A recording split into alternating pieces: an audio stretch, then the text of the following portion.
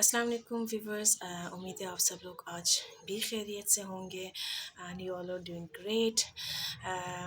Topic जो आज हम जिस पे बात करेंगे दैट इज़ साइलेंट ट्रीटमेंट। ठीक है, this is again a very important topic जिस पे ज़रूर डिस्कशन होना चाहिए और बार बार होना चाहिए, क्योंकि ऐसा टॉपिक है जो आपका एक हेल्थी रिलेशनशिप को मेंटेन करने के लिए बहुत इंपॉर्टेंट होता है। So let's start with the brief definition of silent treatment.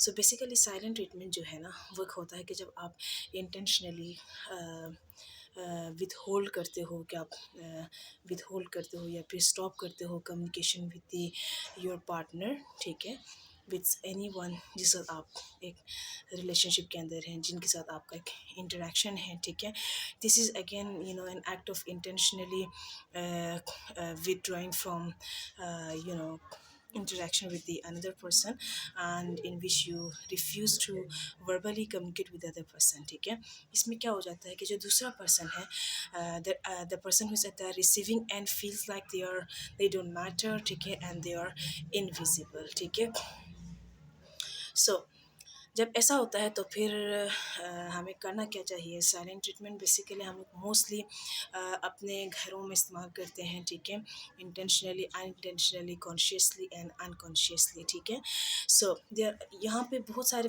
वजूहात हैं जिसके बिना पर जो पर्सन होता है, जो साइलेंट ट्रीटमेंट यूज़ कर रहा होता है, उसके पीछे बहुत सारी वजूहात हैं। ठीक है, सो ये सारी चीज़ें करने का पीछे एक मकसद होता है, that is that can be emotional manipulation. ठीक है, दैट कैन बी कंट्रोल, या फिर as a form of punishment the person starts using silent treatment. ठीक है, so let's start with the factors and the reasons behind using silent treatment. ठीक है, जो factors हैं, जो वजूहात हैं, वो ये हैं, या कि फिर बंदे की जो है पुअर कम्युनिकेशन स्किल्स होती हैं। ठीक है, या फिर उसके कोई चाइल्डहुड ट्रामा होता है, चाइल्डहुड ट्रामा के बदले वो साइलेंट ट्रीटमेंट यूज़ कर रहा होता है। ठीक है, या फिर as a first coping mechanism होता है बंदे का, जिसकी वजह से वो साइलेंट ट्रीटमेंट यूज़ करता है। ठीक है, इसके अलावा the person could be struggling with the control issues, या फिर उसका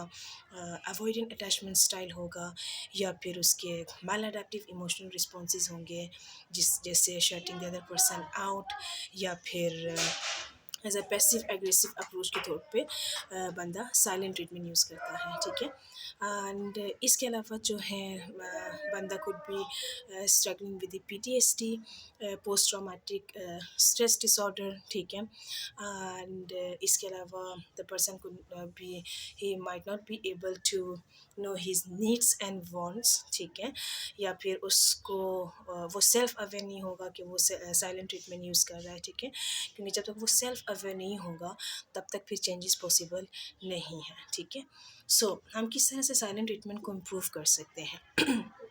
साइलेंट ट्रीटमेंट को इम्प्रूव करने के लिए फ़र्स्ट ऑफ ऑल ऑब्वियसली आपने अपने कम्युनिकेशन स्किल्स को इम्प्रूव करना है। ठीक है, कम्युनिकेशन स्टाइल के अंदर आपने एजेटिव कम्युनिकेटिव स्टाइल को अपनाना है। ठीक है, जिसमें आपके नीड्स भी आगे कम्युनिकेट हो रहे होते हैं, और एक अप्रोप्रिएट मैनर में आप अपने इश्यूज़ को भी आगे रख रहे होते हैं। ठीक है, इसके अलावा हम लोग जो है क्रिएट कर सकते हैं कंस्ट्रक्टिव कम्युनिकेशन। ठीक है, कंस्ट्रक्टिव कम्युनिकेशन के अंदर हम लोग क्या करते हैं, हम लोग अपने जो फीलिंग्स हैं उसको आगे रख रहे होते हैं आई के फॉर्म में। लेट्स सपोज अगर बंदा चुप हो जाता है और for the extended period of time वो आपसे बात नहीं कर रहा, देन यू कैन से कि आई फील हर्ट, या कोई और भी फीलिंग्स आप जैसा भी फील कर रहे हैं, कि I feel hurt, I feel sad.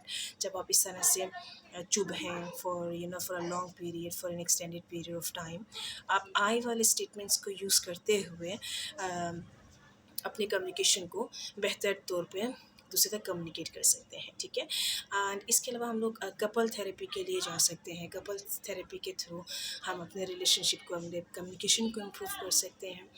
And इसके अलावा जो है सेल्फ केयर के अंदर हम लोग माइंडफुलनेस टेक्निक कर सकते हैं, सेल्फ कंपैशन, सेल्फ लव पे हम लोग जर्नलिंग कर सकते हैं। जर्नलिंग के थ्रू भी हम लोग अपनी सेल्फ केयर का ख्याल रख सकते हैं। ठीक है, सो इंशाल्लाह होपफुली एक न्यू इन्फॉर्मेटिव टॉपिक के साथ आऊँगी for coming session and discussion. तब तक के लिए अपना ख्याल रखिएगा। अल्लाह हाफिज़।